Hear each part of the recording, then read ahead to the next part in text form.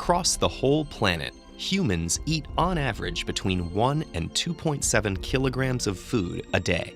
That's over 365 kilograms a year per person, and more than 28,800 kilograms over the course of a lifetime. And every last scrap makes its way through the digestive system. Comprised of 10 organs, covering 9 meters, and containing over 20 specialized cell types, this is one of the most diverse and complicated systems in the human body. Its parts continuously work in unison to fulfill a singular task, transforming the raw materials of your food into the nutrients and energy that keep you alive. Spanning the entire length of your torso, the digestive system has 4 main components. First, there's the gastrointestinal tract, a twisting channel that transports your food and has an internal surface area of between 30 and 40 square meters, enough to cover half a badminton court. Second, there's the pancreas, gallbladder, and liver, a trio of organs that break down food using an array of special juices. Third, the body's enzymes, hormones, nerves, and blood all work together to break down food, modulate the digestive process, and deliver its final products. Finally, there's the mesentery, a large stretch of tissue that supports and positions all your digestive organs in the abdomen, enabling them to do their jobs. The digestive process begins before food even hits your tongue. Anticipating a tasty morsel, glands in your mouth start to pump out saliva.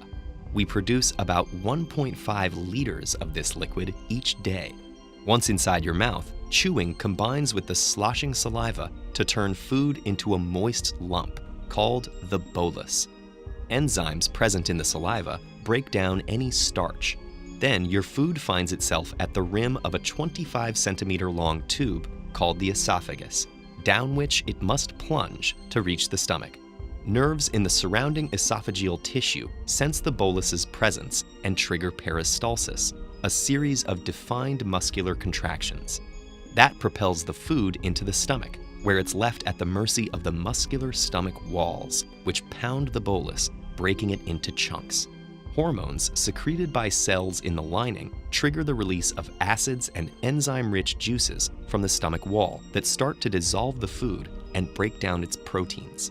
These hormones also alert the pancreas, liver, and gallbladder to produce digestive juices and transfer bile, a yellowish-green liquid that digests fat, in preparation for the next stage.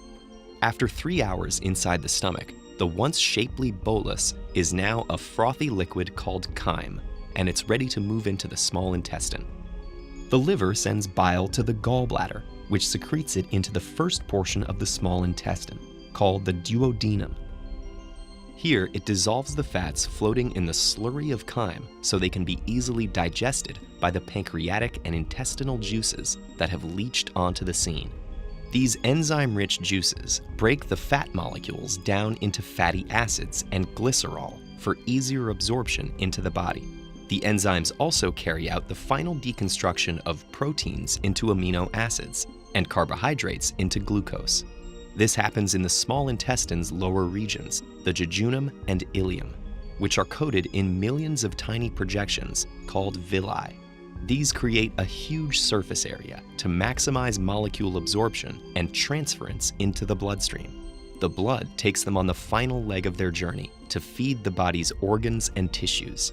But it's not over quite yet.